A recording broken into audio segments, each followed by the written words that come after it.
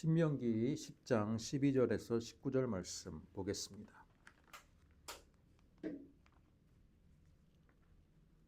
신명기 10장 12절에서 19절.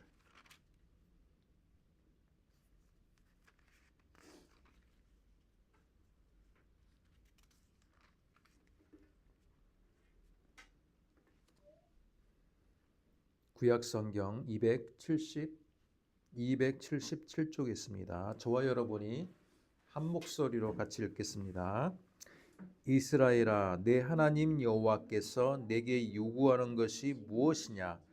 곧 내 하나님 여호와를 경외하여 그의 모든 도를 행하고 그를 사랑하며 마음을 다하고 뜻을 다하여 내 하나님 여호와를 섬기고 내가 오늘 내 행복을 위하여 내게 명하는 여호와의 명령과 규례를 지킬 것이 아니냐? 하늘과 모든 하늘의 하늘과 땅과 그의 만물은 본래 내 하나님 여호와께 속한 것이로되 여호와께서 오직 내 조상들을 기뻐하시고 그들을 사랑하사 그들의 후손인 너희를 만민 중에 택하셨음이 오늘과 같으리라. 그러므로 너희는 마음에 할례를 행하고 다시는 목을 곧게 하지 말라. 너희의 하나님 여호와는 신 가운데 신이며 주 가운데 주시요 크고 능하시며 두려우신 하나님이시라. 사람을 외모로 보지 아니하시며 뇌물을 받지 아니하시고 고아와 과부를 위하여 정의를 행하시며 나그네를 사랑하여 그에게 떡과 옷을 주시나니 너희는 나그네를 사랑하라. 전에 너희도 애굽 땅에서 나그네 되었음이니라. 아멘. 자, 오늘 반갑습니다. 10월의 첫 번째 주일 신명기 10장의 말씀을 우리 같이 읽었습니다. 자, 말씀의 제목이 무엇입니까? 하나님께서 율법을 통해 요구하시는 것. 길고 무더웠던 여름을 지나고 갑자기 날이 쌀쌀해졌습니다. 사람들은 기상이변이라고 말하기도 하지만 결국은 하나님이 세우신 사계절의 원리에 따라서 자연은 순종해 나간다라는 것을 우리는 알 수 있습니다. 오늘 우리에게 주시는 이 말씀은 저는 귀한 말씀으로 봅니다. 신명기 10장에 이르러서 모세는 하나님께서 정말 우리에게 요구하는 것이 무엇인지를 질문하고 있습니다. 한번 생각해 보겠습니다. 하나님께서 아브라함 때부터 약속해 주셨던 그 약속을 이루기 위해서 수백 년 동안 아브라함의 후손을 연단시키시고 또 애굽으로 보내셔서 민족을 만들어 주셨는데 그 민족이 어느 한 산에서 하나님과 그의 백성이 되기로 약속을 했다라는 것. 여러분, 그거 자체가 신앙의 신비이지 않겠습니까? 하나님께서 약속을 지키기 위해 민족과의 언약을 맺었다는 것. 여러분, 그 언약을 맺는 순간에 그 언약은 지켜지기가 쉽지 않은 언약이었을 겁니다. 왜? 하나님은 변치 않으시지만 사람의 마음은 어때요? 여러분 마음을 들여다보시기 바랍니다. 사람 마음이 어때요? 간사하기도 하고 쉽게 변하고 환경에 따라서도 금방 만족했다가 금방 화를 내는 우리 모습 아닙니까? 하박국 선지자처럼 뜨거운 뙤약볕 아래에 있는 것만으로도 우리의 평정심이 무너지는 것이 우리의 마음입니다. 이번 여름에도 여러분 어땠습니까? 덥다고 짜증 부리지는 않았습니까? 왜 이번 여름은 왜 이렇게 길지? 그러면서 정말 많은 국민들이 날씨 때문에 스트레스를 받고 날씨 때문에 불평을 했을 겁니다. 자, 그런 사람들이 지금 200만 명, 300만 명이 모여 있는데 하나님은 그 수백만 명 되는 민족들과 언약을 맺었다는 거예요. 그러면 그 언약하에 무슨 것이 항상 내포가 되어 있냐면 백성들이 얼마든지 여호와 하나님과 맺었던 약속을 잊어버릴 수 있고 배반할 수 있고 그의 후손들에게 과연 이 언약을 제대로 전수하고 가르칠 수 있느냐의 문제가 항상 내포되어 있다라는 겁니다. 그러기 위해서 여호와 하나님은 자녀들에게 어떤 교육을 시키라고 말하고 있습니까? 저희가 몇 주 전에 말씀을 들었죠? 자, 어떻게 말씀을 하라고 했습니까? 네. 쉐마 이스라엘이라 가지고 우리 몇 주 전에 말씀을 드렸습니다. 이스라엘아 들으라라고 하면서 자, 이스라엘 신명기 6장 6절에서 9절까지 말씀을 보면 어떻습니까? 내가 내게 명하는 이 말씀을 너는 마음에 새기고 또 내 자녀에게 부지런히 가르치며 집에 앉았을 때든지 길을 갈 때든지 누워있을 때든지 일어날 때든지 이 말씀을 강론할 것이며 또 너는 내 손목에 떼어 기호를 삼고 미간에 붙여 표로 삼고 집문술조와 바깥문에 기록하라. 여러분 이 말씀이 그냥 하는 말씀이 아니라 이 하나님과의 맺은 언약은 자손에게 자자손손 어떻게 돼야 된다? 전수되어야 되고 학습되어야 되고 전수되고 또 그 후손들이 여호와 하나님과의 언약을 유지시켜야 될 책임이 있다라는 겁니다. 유지시켜야 될 책임이 있어요. 이 말씀이 저는 우리에게 주는 교훈은 무엇입니까? 우리는 지금요 개인의 자유가 너무 존중받는 시대에 있다 보니까 후손들에게 자녀들에게도 뭐예요? 종교의 선택을 강요해서는 안 된다라는 게 일반 상식으로 통하는 시대를 살고 있어요. 개인의 자유다. 어느 종교를 택하든지 자유다. 그러나 성경의 말씀을 읽어보면 여호와 하나님께서 이스라엘 백성에게 언약을 맺는 건 그 당시에 백성들에게만 해당하는 사항이 절대 아니었다라는 겁니다. 후손들에게 신명기 6장의 말씀처럼 어떻게 해서라도 계속해서 가르치고 그 언약을 유지해야 될 책임이 있다라는 거예요. 이 말씀을 기억한다면 여러분 우리가 지금 이 시간에 우리의 자녀들이 앉아 있다라는 것, 또 방송을 통해서 동영상을 통해서 우리의 자녀들이 시청할 수 있다라는 것은 정말로 귀한 은혜입니다. 은혜예요. 우리가 현실을 잘 파악할 필요가 있습니다. 지금 세상은 얼마나 빠르게 변하고 있습니까? 여러분 기술의 발전이요 말로 표현하지 못할 정도로 빠르게 발전하고 있습니다. 그리고 전 세계에 지금 얼마나 많은 전쟁이 일어나고 있고 지금도 이스라엘과 이란, 레바논을 침공해왔고요. 헤즈볼라를 지금 소탕한다고 지금 그렇게 말하고 있지만 여러분 이걸로 인해서 중동 지역의 정세가 아주 불안정해지고 있습니다. 러시아 우크라이나 전쟁은 어떻습니까? 전쟁이 언제 끝날지도 몰라요 지금.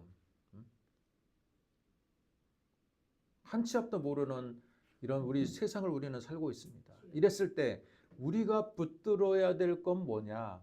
바로 여호와 하나님을 위한 저는 신앙이라고 저는 생각합니다. 오늘 모세가 여러분 가나안을 목전에 두고 요단강을 바로 조금만 건너면 되는 그 상황에서 그가 지금 마지막 설교를 하는 거거든요. 신명기는 마지막 유언과 같은 설교를 하는데 그가 다시 리마인드 시키는 건 뭡니까? 여러분 10장을 보시기 바랍니다. 우리 오늘 본문의 말씀 10장 10장에 우리는 12절부터 읽었지만 원래 11절까지는 뭡니까? 출애굽기 34장의 말씀을 다시 리마인드 시키는 거예요. 너희들 다시 한번 기억해봐. 기억해보라는 겁니다. 뭘 기억해봅니까? 야, 너희들 내가 십계명 돌판을 좀 시내산에서 십계명 돌판을 가지고 왔을 때 너희들 반역했잖아. 그래서 내가 돌판을 깼지. 그러나 그 깬 것으로 여호와 하나님과의 언약은 분명히 깨지고 부서져야 될 것인데 하나님은 그 깨진 돌판을 어떻게 했다? 어떻게 했습니까? 다시 새겨주셨다라는 거예요. 다시 새겨주셨다라는 것을 지금 10장 1절부터 11절까지 여러분 모세는 백성들에게 다시 리마인드 시킵니다. 떠올리게 만들어요. 야, 십계명 돌판이 깨지는 순간 원래 언약은 깨지는 것이야. 그러나 하나님은 인간의 약함을 아시고 부족함을 아시기 때문에 다시 돌판을 새겨 주셨다라는 겁니다. 그건 뭡니까? 하나님은 언약을 계속 지속해 나가기를 원하신다라는 거예요. 여러분, 그 하나님을 우리는 믿고 있다라는 것은 우리가 약할 때, 우리가 부족할지라도 하나님은 우리를 향한 손을 놓으신다, 안 놓으신다? 대답해 보세요. 안 놓으시죠. 안 놓으신다는 거.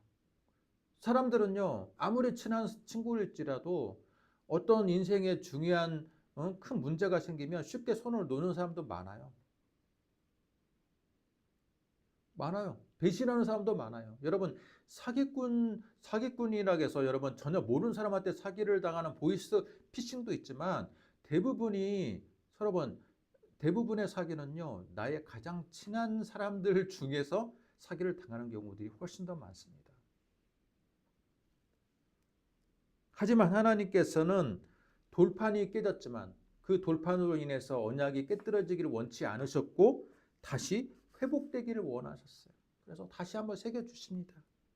그 신실하신 하나님, 우리는 그 하나님을 믿고 이 자리에 나와 있는 줄로 믿습니다. 한 주간의 모습을 반성해 보시기 바랍니다. 우리 찬양 인도하시는 분 보니까 자신의 부족한 모습을 오늘 또 고백했는데 우리 역시 마찬가지예요. 우리 역시 항상 부족해요. 그렇지만 우리가 이 시간에 우리 자신의 약함을 고백할 수 있는 건 뭡니까? 하나님은 우리의 약함을 아무리 고백할지라도 그걸로 인해서 돌아서시거나 손을 놓으시는 분이 아니라는 것을 우리는 알고 있기 때문에 우리의 약함을 고백할 수 있고 기도할 수 있는 것입니다. 오늘 이 자리에 계시는 우리 여러분들, 우리의 약함을 이 시간 다시 한번 바라보면서 그럼에도 불구하고 십계명의 돌판을 다시 새겨주셨던 하나님의 그 은혜를 기억하며 우리가 이 시간 말씀을 보았으면 좋겠습니다. 여러분, 모세는요 12절에서 질문으로 시작합니다. 12절 뭡니까? 무슨 질문입니까? 이스라엘아, 내 하나님 여호와께서 내게 요구하는 것이 무엇이냐? 너희들에게 요구하는 게 뭐냐? 질문하고 있어요. 이 시대는 구약 시대이고 특별히 율법을 받은 지가 얼마 되지 않은 시대이기 때문에 당연히 하나님께서 이스라엘 백성에게 요구하는 건 뭘까요? 율법 준수. 그러지 않겠습니까? 율법을 준수하는 거예요. 율법을 준수하는 겁니다. 또 뭐가 있을까요? 오늘 우리 본문에서 한번 찾아보겠습니다. 그죠? 하나님을 경외하는 것. 하나님이 원하는 건 하나님을 경외하고 율법을 준수하는 겁니다. 여러분, 경외라는 게 무엇입니까? 경외. 온 마음을 다해서 오르러 하나님을 알고 전제가요. 하나님을 알고가 전제가 돼야 돼. 원래는요. 이 경외란 단어에는 무슨 뜻이 있냐면 그분을 두려워할 뿐만 아니라 그분을 깊이 존경하고 그분의 뜻을 따르는 삶의 태도예요. 그게 바로 경외입니다. 그런데 그 정의 앞에 전제가 될 게 뭐냐? 하나님을 먼저 아는 거예요. 하나님을 알기 때문에 그분을 향해서 깊이 존경하고 그분의 뜻을 따르는 삶의 태도가 이어지는 겁니다. 제가 이전에 열차 그림 보여준 적 있죠. 열차 그림을 통해서 우리의 신앙의 동력이 어디에서 나온다고 했어요? 팩트에서 나온다고 했습니다. 그 팩트가 뭡니까? 그분 하나님과 예수 그리스도 자체가 우리의 신앙의 동력이 되는 거예요. 우리는 그 신앙의 동력으로부터 힘을 얻어서 우리는 신앙의 생활을 해 나갈 수 있다는 겁니다. 그러면 그 팩트는 뭐냐? 그분 자체를 우리는 아는 것에서 시작하는 거예요. 흔히 우리는 율법 시대를 오해합니다. 율법 시대는 십계명으로 대변되는 율법을 달달달달 암송하고 그것을 율법을 지키고 그것을 고수해 나가는 것. 한마디로 율법주의 시대라고 우리는 말을 하고 있습니다. 그러나 실제로는요. 모세는 신명기 10장에서 율법을 그냥 외우고 준수하는 도덕규칙과 같은 것이 하나님이 원하는 바가 아니라고 말하고 있어요. 뭡니까? 하나님을 경외하고 그의 모든 도를 행하고 그를 사랑하고 마음을 다하여 뜻을 다하여 하나님을 섬기는 겁니다. 여러분 이건 어디서 많이 본 말씀 같지 않습니까? 신약 예수님도 같은 말씀 하셨잖아요. 하나님 사랑 이웃 사랑 말씀하시고 그죠? 하나님을 너는 마음을 다하고 뜻을 다하고 그죠? 힘을 다하여 여호와 하나님을 사랑하라.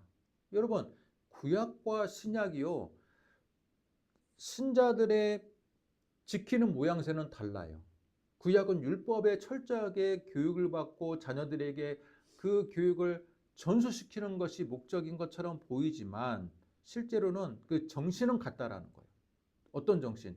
여호와를 경외하는 것, 여호와 하나님의 말씀을 따르고 또 하나님을 사랑하는 것, 온 마음을 다해 사랑하는 것. 근데 신약 성경의 말씀에도 같은 내용이지 않습니까? 율법의 정신이 결국은 하나님 사랑, 이웃 사랑이에요. 하나님을 사랑하는 거예요.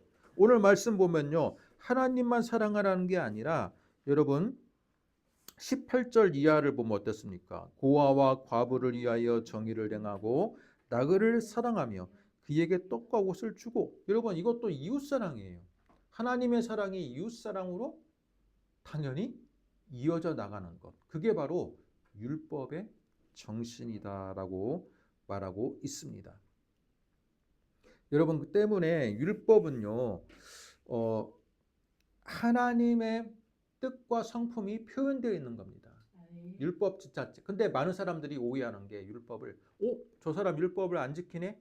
율법을 지키네? 그 마치 법과 같이 기준으로 삼아서 조금이나마 미흡하게 지키는 사람을 정죄하고 그죠? 정죄하는 도구로 삼았다라는 게 문제이지 실제로는 율법 그 자체로는 하나님의 거룩하신 성품이 드러나 있는 것입니다.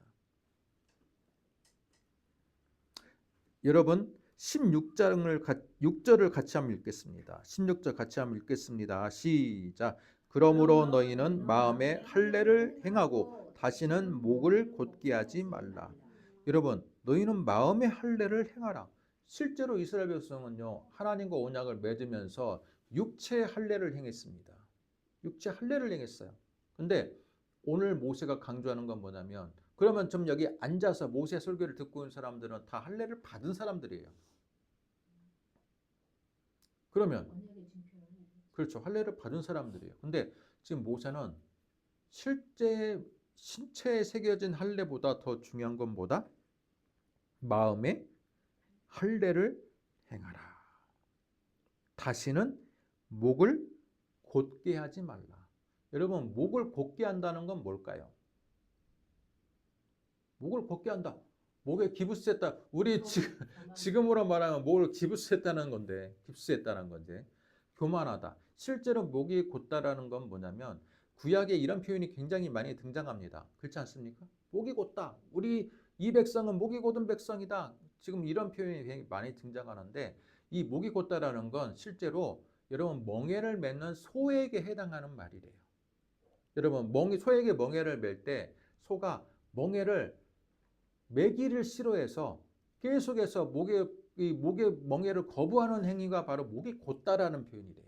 원래 뜻은 어떤 멍에입니까? 자신들이 지어야 될 자신들이 타고난 운명에 순종해야 될 멍에잖아요. 소는 당연히 밭을 갈고 밭을 가는데 사용돼야 될 그 역할을 하기 싫어하는 것. 그 책임을 지려고 하지 않은 것. 그게 바로 목이 곧다라는 표현입니다. 자, 그렇다면 오늘 이 말씀은 뭡니까?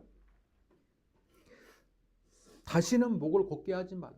너희들 자손 지금 2세대잖아요. 신앙의 2세대, 3세대가 모여 있는데 야, 너희 앞선 세대들이 시내산에서 맺었던 그 하나님과의 그 하나님 백성됨의 그 언약을 너희들 그 책임을 다해야 된다는 거예요. 근데 그 책임을 다하기 싫어서 뺍니다.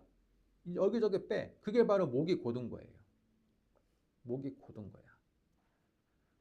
우리는 혹시 그러고 있지는 않는지. 우리가 신앙인의 자리로 이 자리에 있는데 지금 신앙인으로서 져야 될 책임은 지기가 싫어. 그래서 여기저기 뺍니다. 나한테 유리할 때만 나 교회 다녀. 그렇게 이야기하고 나한테 조금이라도 불리하거나 내가 불이익당할 것 같으면 뺍니다. 책임을 지지 않으려고 하는 자세. 그게 바로 목이 곧은 자세라고 볼 수 있습니다. 모세는 너희는 마음의 할례를 행하고 다시는 목을 곧게 하지 말라. 실제로는 목이 곧지 않게 하기 위해서는 뭘 할례를 해야 돼요? 마음의 할례가 필요하다는 겁니다.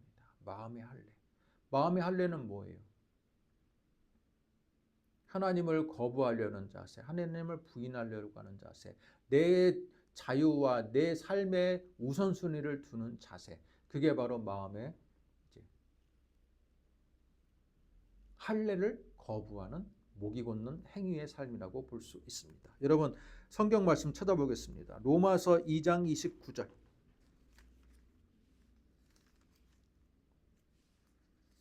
로마서 2장 29절, 28절부터 29절까지 같이 읽겠습니다. 무릇 로마서 2장 28절, 29절.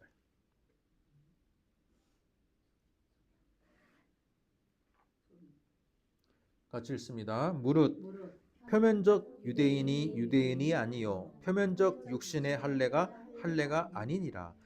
오직 이면적 유대인이 유대인이며 할례는 마음에 알지니 영에 있고 율법 조문에 있지 아니한 것이라. 그 칭찬이 사람에게서가 아니요 다만 하나님에게서니라. 여러분 사도 바울이 2장에서 말하는 이 마음의 할례를 하라라는 이 말이 실제로 우리는 신약 성경의 주요한 메시지거든요. 근데 이게 신약 성경에서만 있는 말로 우리는 기억해요. 왜? 구약 시대는 육체의 할례를 하는 시대, 신약 시대는 마음의 할례를 하는 시대로 우리는 그렇게 이분법적으로 우리는 나눕니다. 또 구약을 어떻게 말합니까? 율법 시대, 신약은 은혜 시대. 이처럼 이분법적으로 우리는 모든 것들을 판별하는 것을 되게 중요하게 생각합니다. 그렇지 않습니까? 또 로마서 2장의 28절 29절도 구약은 표면적 육신의 할례 시대, 신약은 이제는 뭡니까? 마음의 할례를 하는 시대로 우리는 구분을 하기를 좋아해요. 그러나 모세는요 이미 신명기 10장에서 하나님께서 율법을 주신 목적이 육신의 할례로만 만족하는 백성을 만들기 위함이 아니라 마음의 할례를 하는 백성들이 되기 위함이었다라는 것을 이미 말해주고 있어요. 그러니까 여러분 신명기 10장에서 말하는 이 모세의 말과 로마서든 또는 신약에 있는 많은 사도들의 그 주요한 메시지가 일맥상통한다는 거예요. 구약과 신약이 서로 다른 메시지가 아니라는 거예요. 모세는 이미 신명기 10장에서 너희는 마음의 할례를 행하고 다시는 목을 곧게 하지 말아라 라고 말하고 있어요. 근데 그 방법으로 구약에서는 율법에 대한 전수와 훈련이 목을 곧게 하지 않고 마음의 할례를 하는 방법으로 하나님께서 백성에게 주신 것이고, 신약은 뭡니까? 율법을 둬서 그 마음의 할례를 하도록 유도를 했는데 이게 율법주의가 돼버린 거예요. 오히려 사람을 올가매는 틀이 돼버리고 정죄하는 도구가 되다 보니 신약에는 그런 방식이 아니라 예수 그리스도를 통한 믿음, 또 그분을 구세주로 모심으로 인한 성령의 임재, 그를 통해서 마음의 할례가 있게 하는 방식으로 방법론적인 변화가 일어난 것이죠. 하지만 실제 목적은 뭐예요? 마음의 할례라는 거예요. 마음의 할례. 그죠? 마음의 할례라는 거. 때문에 여러분 예수를 믿는다는 것은 항상 내 자신을 돌아보아야 돼요. 내가 하나님께 혹시라도 멍해를 짓는 것을 두려워하지는 않았는지, 또는 마음의 할례를 우리가 제대로 되지 않아서 쉽게 분내고 쉽게 사람들을 정죄하고 쉽게 하나님 사랑, 이웃 사랑의 정신을 망각하고 있지는 않는지, 우리는 그것들을 먼저 자신을 성찰하고 돌아보아야 될 책임이 있습니다. 무엇으로? 성경 말씀을 읽으면서 내 자신을 성찰하고 돌아볼 수 있는 자세가 필요한 거예요. 근데 많은 사람들은 성경을 읽는 대신 우리 목사님, 구역장 또는 뭐 순장, 그분의 말씀이 이제 율법처럼 되는 것이죠. 이거 하세요, 저거 하세요, 저거 하세요. 그런 시스템으로 교회들이 운영되는 부분들이 없지 않아 있습니다. 그러나 실제 우리가 더 귀를 기울여야 될 것은 무엇입니까? 성경의 말씀인 거예요. 아멘. 성경의 말씀. 성경의 말씀. 마음의 할례는 우리의 자아와 교만을 제거하고 하나님 앞에서 겸손하게 서는 것을 의미하는 거예요. 하나님 앞에서 겸손하게 서는 것을 의미합니다. 여러분, 때문에 마음의 할례를 받은 자들은요,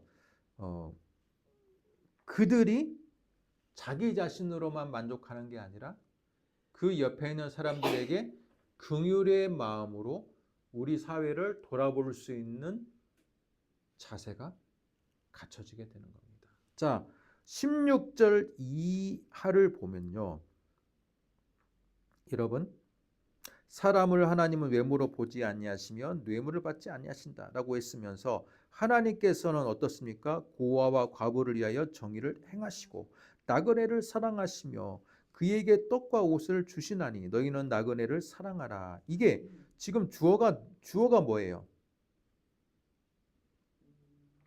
너희. 17절 너희의 하나님 여호와는 신 가운데 신이요 라고 돼 있죠. 그러면서 두려우신 하나님이라. 이 하나님의 속성이거든요. 주어가 하나님이에요.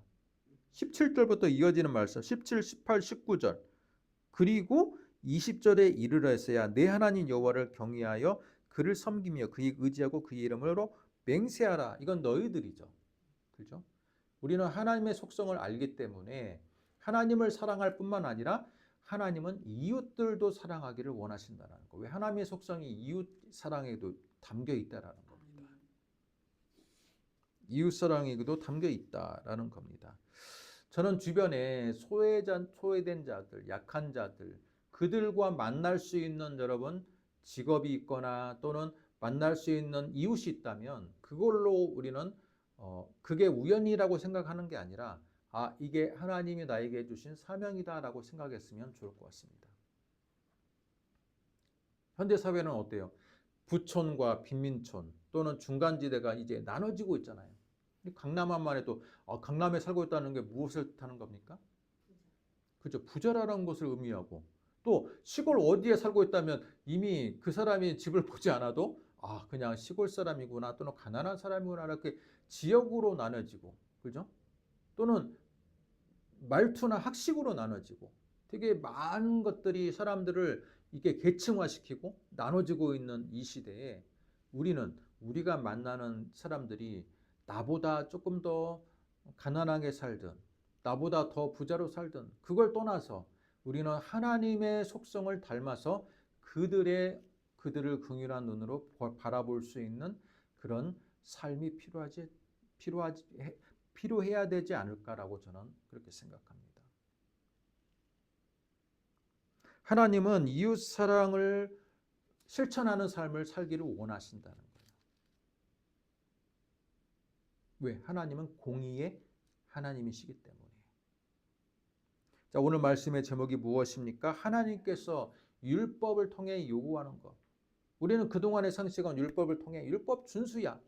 율법을 잘 지키는 거야. 할례를 잘 행하고 자녀들에게 율법 말씀을 계속 하루에 3번씩 다니엘처럼 아침, 점심, 저녁 하나님을 향해 기도하고 몸에 배도록 하는 그 훈련, 그게 중요하다고 생각했는데 모세는 율법을 통해 요구하는 것은 이 외면적으로 지켜지는 그 준수를 하느냐 준수하지 않느냐 그걸 따지는 것이 아니라 마음의 할례를 행하고 마음이 겸손해지고 또 하나님을 사랑하고 하나님을 경외하고 또 그 경외하는 그 마음을 가지고 이웃까지도 하나님의 마음처럼 돌아볼 수 있는 자, 그게 바로 율법을 통해 요구하는 겁니다. 여러분 이렇게 보면요, 율법의 정신과 신약의 예수 그리스도의 정신이 같다라는 걸 알 수 있어요. 그렇지 않습니까?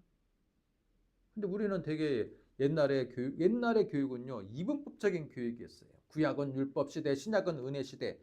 구약은 뭐 양을 가지고 와서 뭐 죄를 뭐 사하는 방식, 지금은 성령을 통해서 회개하는 방식, 이렇게 너무 극명하게 나누는 방식에 우리는 익숙해 있었습니다. 그러나 신명기 10장에 이미 모세는 율법의 기본 정신이 신약에서의 기본 정신과 일맥상통한다는 것을 우리에게 보여주고 있습니다. 사랑하는 성도 여러분, 때문에 우리는 마음의 할례를 받아야 되고 항상 내 자신을 말씀으로 돌아보아서 내가 부족했던 부분들을 하나님께 고백하고 또 이걸 통해서 언제나 하나님과 나와 맺었던 이 새 언약이 언제나 내 삶에 영향력을 발휘하고 열매 맺고 주변의 이웃들에게 내 그 귀한 영향력과 주의 사랑을 보여주는 것, 그것이 바로 우리의 사명이 되어야 되겠습니다. 이를 통해서 하나님이 나를 부른 이유가 있다라는 것을 기억하시고 그 말씀을 따라서 여러분 살아가시는 주님의 백성들 되시기를 주님의 이름으로 축복합니다. 기도하겠습니다. 하나님 아버지 은혜와 사랑을 감사합니다. 하나님께서 율법을 통해 요구하는 것, 그것은 바로 하나님을 경외하는 것이고 또 마음의 할례를 통해 언제나 하나님을 향한 깊은 사랑의 고백을 하는 것이고 그 정신, 신약의 정신으로 이어져서 또한 하나님의 사랑이 이웃 사랑에까지 언제나 넓게 전파되는 것임을 우리는 기억합니다. 그동안 우리는 구약과 신약을 너무 이분법적으로 생각해 왔고 또한 구약의 말씀을 신약의 그림자처럼만 생각해 왔습니다. 그러나 모세를 통해서 진정한 율법의 정신이 하나님의 사랑과 이웃의 사랑이 있고 하나님을 경외하는 것이 진정한 율법의 목적이 됨을 우리는 말씀을 통해 들었습니다. 이 말씀을 기억하고 우리는 율법 시대보다 더 가까이 계시는 하나님의 성령의 음성, 하나님의 성령의 인도를 따라 귀한 하나님의 언약을 이루어갈 수 있는 하나님의 백성 되게 하여 주옵소서. 예수님의 이름으로 기도드립니다. 아멘.